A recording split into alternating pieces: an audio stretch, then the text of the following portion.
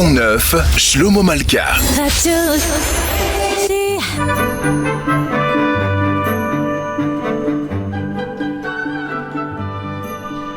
Pont-Neuf, l'émission hebdomadaire consacrée à l'actualité du livre. Invité de Pont-Neuf aujourd'hui, Cécile Chabot pour un livre qui s'appelle Indigne et qui paraît aux éditions de l'Écriture.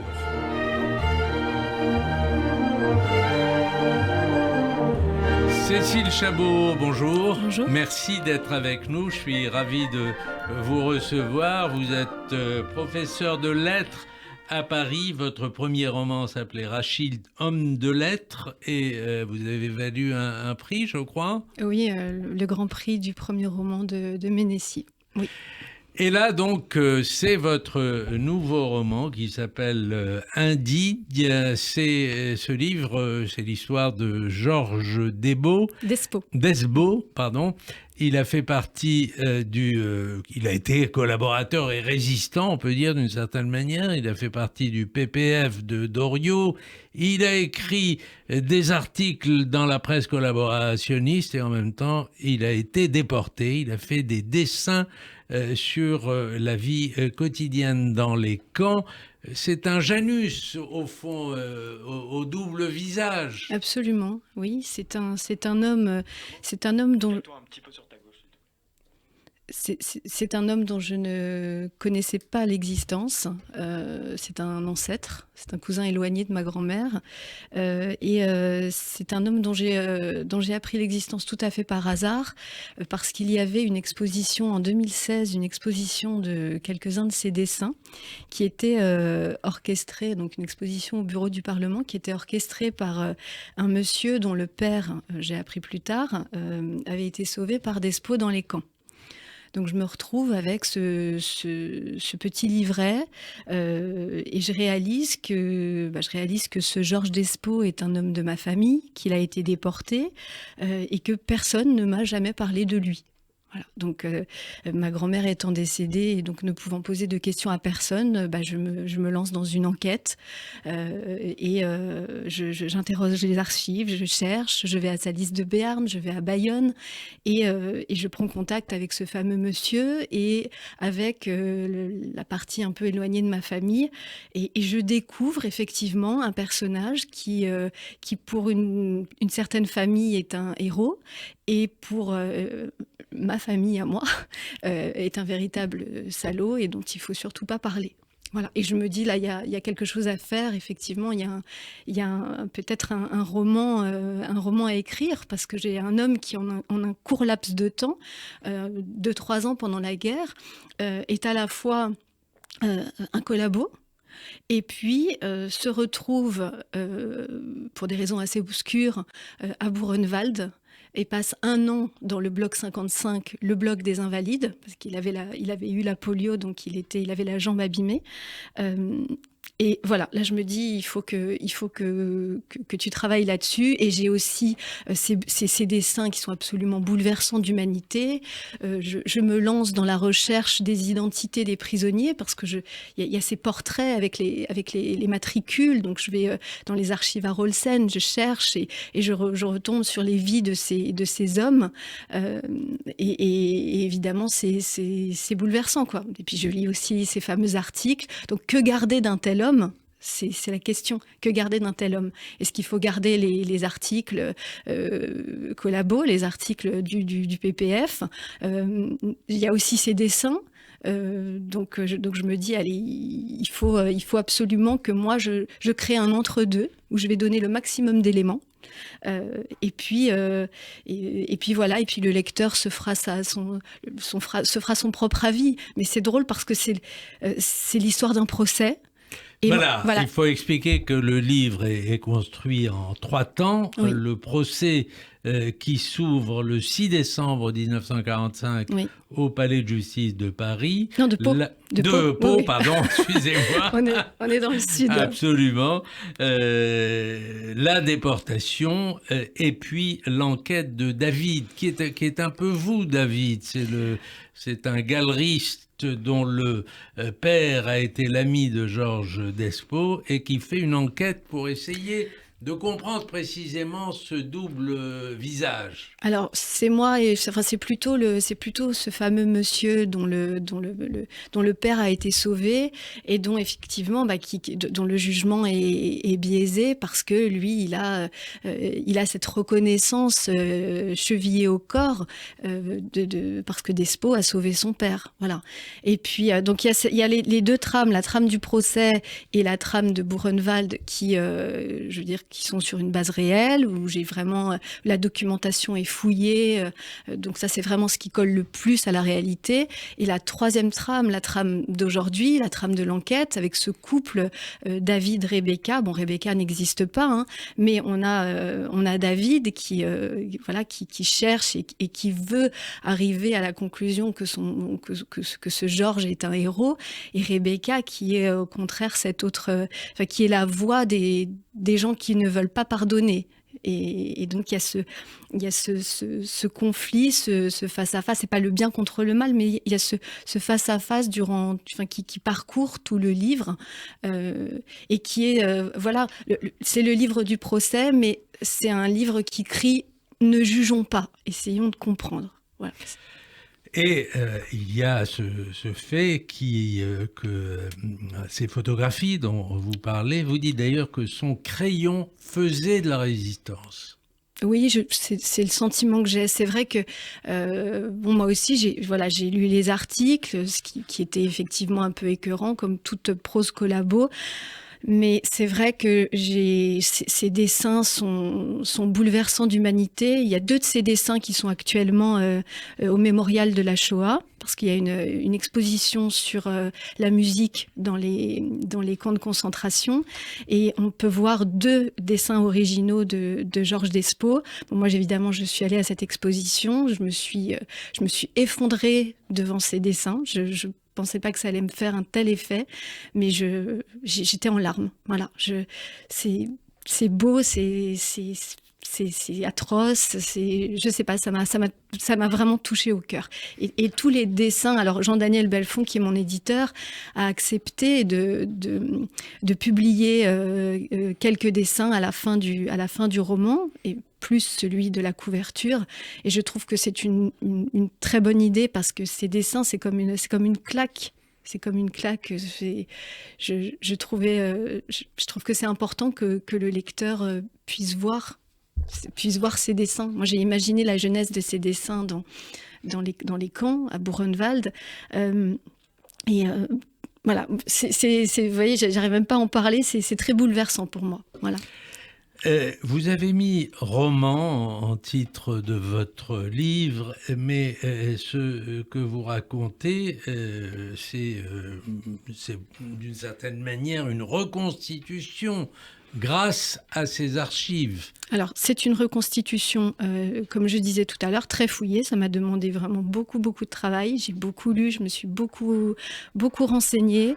Ça a d'ailleurs, ça m'a vraiment travaillé pendant très très longtemps. C'est un roman qui m'a beaucoup suivi, qui m'a beaucoup habité.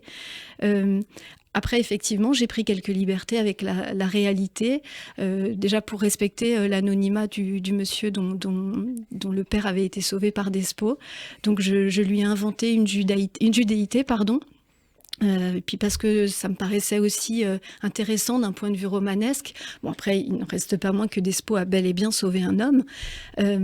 Mais voilà, quand on voit aussi ces portraits de prisonniers juifs, il se passe quelque chose, quoi. Vous voyez, enfin j'avais envie j'avais envie que le héros soit, le héros, que Samuel, l'homme qui est sauvé, j'avais envie qu'il soit juif. J'avais envie que David soit juif. J'avais envie de mettre de la judéité dans mon roman, parce que c'est aussi une culture qui me fascine. Je travaille énormément sur la mémoire de la Shoah avec mes élèves. Je lâche rien concernant l'antisémitisme. Voilà, tout ça, ce sont des thématiques qui me portent. Voilà, donc c'était un moyen aussi de rendre hommage.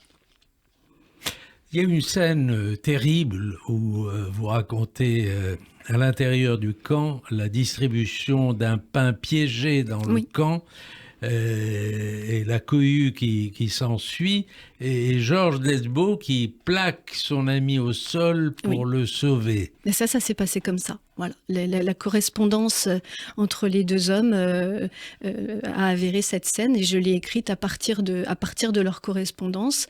Voilà, un pain, effectivement, il n'avait pas été nourri depuis plusieurs jours. Un pain a été lancé dans le bloc par les nazis.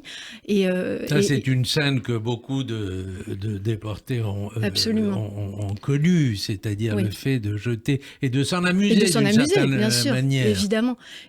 Et le but était effectivement de créer la confusion et puis de tuer par plaisir. Et Georges a eu l'instinct de se dire que c'était effectivement un piège. Il s'est jeté sur son ami pour le protéger.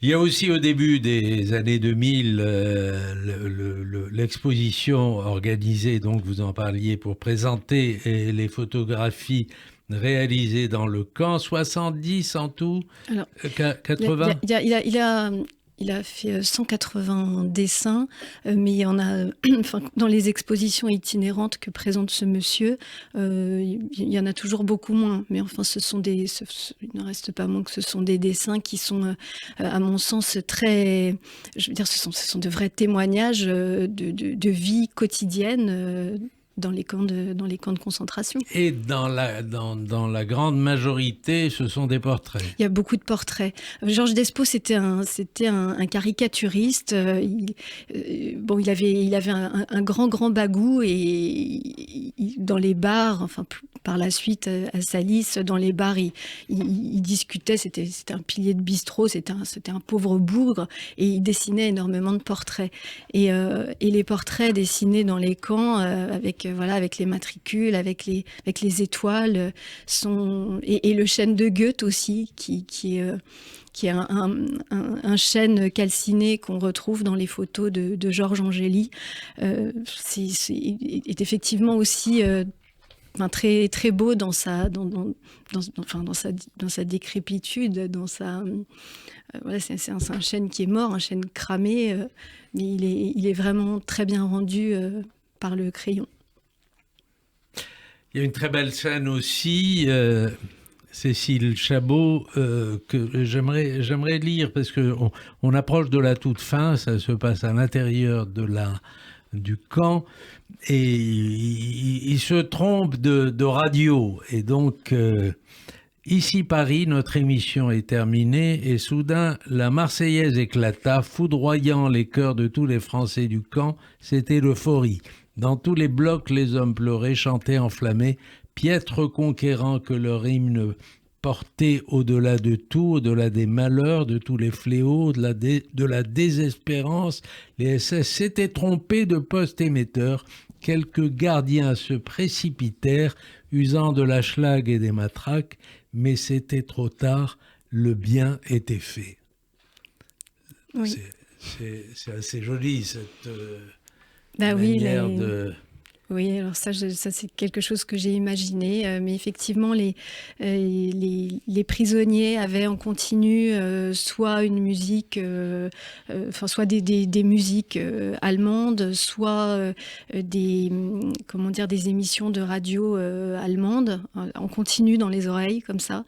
Et j'ai imaginé qu'à un moment ils s'étaient trompés de poste émetteur, je ne sais quoi, et qu'ils avaient entendu, que les prisonniers avaient pu entendre l'espace de quelques secondes la Marseillaise. Et j'ai imaginé l'euphorie qui a pu être la leur et cette maigre compensation. Voilà. Alors, on ne va pas raconter la fin parce qu'il faut laisser au lecteur le soin de la découvrir, mais on sent que jusqu'au bout, même après le verdict, où il est acquitté, mais il est frappé d'indignité nationale, même après le verdict, on a le sentiment que le doute subsiste. Oui, le doute subsiste. De toute façon, dans les archives du procès, rien n'est clair. Hein. Il y avait un petit bout de papier déchiré adressé au juge disant, écoutez, il a connu Auschwitz, il a 5 enfants, laissez-le tranquille. Enfin, c'est en substance ce qui était écrit, mais rien n'est clair. Et finalement, c'est mieux qu'on ne sache pas. Moi, je me dis, ça permet justement de laisser une porte ouverte à... Donc, vous êtes plutôt du côté de David que du côté de Rebecca. Le personnage de Rebecca est très intéressante. Elle est intransigeante, elle ne veut pas montrer le moindre signe de faiblesse. Oui, mais elle ne veut pas disculper cet homme de ce qu'il a fait. Enfin. Oui, mais elle a des raisons qui sont tout à fait justifiées parce que voilà, comme je l'explique, enfin ça comme je l'invente, ses grands-parents ont été déportés, donc elle ne veut pas, elle résiste à Despo résistant, oui. Elle ne veut pas accepter que Despo puisse être injuste, elle ne veut pas accepter qu'il puisse être une bonne personne. Voilà. Et c'est tout à fait son droit. Mais moi, je veux pas... comment dire, j'essaie d'être la plus humaine possible. Enfin, je le fais au quotidien aussi. J'essaie tout le temps de pas trop me laisser aller à mes sentiments par des tripes, si vous voulez. J'essaie de réfléchir avec mon cœur et avec ma tête. Mais après, je peux comprendre que dans une problématique comme celle-là, c'est quand même très très compliqué. Voilà, si nos parents ont été déportés, si mes parents avaient été déportés, je pense qu'effectivement, j'aurais beaucoup moins de propension à réfléchir, à être posée. Mais bon, comme justement... En même temps, il y a eu des témoignages en sa faveur pendant le procès. Mais tout à fait, mais c'est pour ça aussi. Voilà, c'est comme il y a un gros point d'interrogation, je ne me place pas ni du côté de David, ni du côté de Rebecca. J'entends qu'il y a des articles collabos, mais je me dis, très honnêtement, je risque de choquer, moi qui suis une grosse trouillarde, comment aurais-je réagi dans une France occupée ? Je ne dis pas que j'aurais été une délatrice ou quoi que ce soit, mais enfin, peut-être que j'aurais courbé les chines, comme beaucoup de Français l'ont fait, je ne sais pas. Parce que j'entends beaucoup de personnes qui disent les collabos, moi j'aurais été résistant, mais il fallait quand même une sacrée dose de courage pour l'être. Et je ne sais pas, moi, si j'aurais eu ce courage. Voilà. Donc, je pense qu'on ne peut pas juger, on est en 2023, on ne peut pas juger de ce qui s'est passé durant cette guerre. Et donc, je pense très honnêtement que Georges Despo n'est ni un héros, ni un salaud, c'est juste un homme qui a été pris dans la tourmente, qui a fait des mauvais choix, qui voulait... Voilà, je le dis, hein, il voulait nourrir sa famille, donc il a écrit une prose, pas très jolie, mais... Là, pour le coup, il n'a jamais... Il voulait nourrir sa famille, mais en même temps, là, on sent bien que la famille se déglingue dans Absolument. le livre. Oui. De toute façon, oui, mais bon, c'est un homme qui... c'est un homme qui est handicapé. Il n'avait pas énormément de possibilités. En revanche, c'est un homme très intelligent. Donc, je pense qu'il a pris le pain où il pouvait le prendre. Bon, effectivement, c'était pas un choix très judicieux. Mais... par la suite, il a payé et je pense qu'il a fait une belle traversée des camps. Mais voilà, comme je dis, c'est un procès, mais j'arrive pas à juger. Vous voyez, j'arrive pas à juger. C'est mon héros, c'est mon anti-héros. C'est pas mon héros, c'est mon anti-héros. C'est un homme qui est dans mon arbre généalogique. Et puis voilà. En tout cas, il n'en reste pas moins qu'il a fait des dessins somptueux qui me touchent. Et je veux dire, on peut dire, voilà, il y a l'homme, il y a le... Et qui a été dans les camps, et qui a quand même sauvé un homme, oui, qui a sauvé un homme, et puis voilà, donc pour moi, c'est un être humain, quoi, voilà, qui n'est ni bon, ni mauvais, et là, il n'a rien fait de très grave. Il a jamais, à ma connaissance, il n'a pas arrêté de juifs. Il n'a pas voilà, il n'a pas dénoncé. Bon, voilà, je sais pas. Je vous dis, le lecteur sera juge. Finalement, j'espère qu'il ne jugera pas trop avec trop de comment dire, que ce sera pas trop rude, quoi.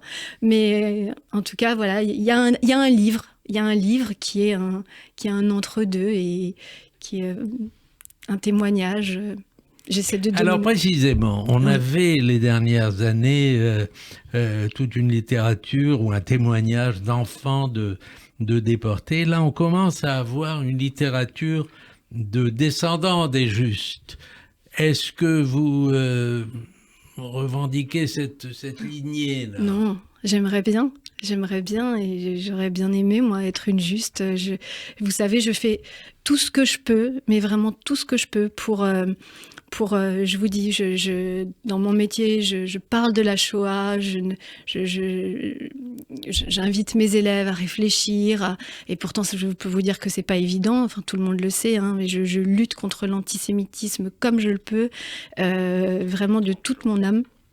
Et donc, voilà, c'est ma manière d'être une Juste, mais moi je suis qu'une petite goye avec des ancêtres qui sont pas très flamboyants, c'est tout. Mais je fais tout ce que je peux en tout cas pour être digne. Voilà, j'ai fait poser un pavé de la mémoire pour Victor Peraya, qui est devenu un grand ami, qui est un rescapé de Bergen-Belsen.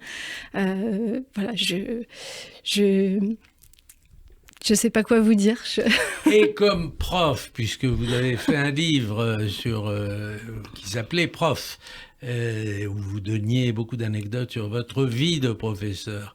Comme professeur, vous avez plus de mal qu'avant à faire passer ce type de choses dans les classes? Il y a toujours eu des gamins qui résistent parce qu'ils sont parasités par le conflit israélo-palestinien. Donc à chaque fois que je commence à parler de la Shoah, c'est bien fait pour les Juifs, c'est systématique. C'est un travail d'une année justement où par le dialogue, je les amène à modérer, à tempérer leurs pensées. Alors je sais que c'est compliqué parce qu'il y a la famille, parce qu'il y a ce qu'ils entendent, etc. Mais je sème des graines. Voilà. Merci Cécile Chabot. Je rappelle le titre de votre livre, Indigne, aux éditions de l'Écriture. Bon dimanche à tous.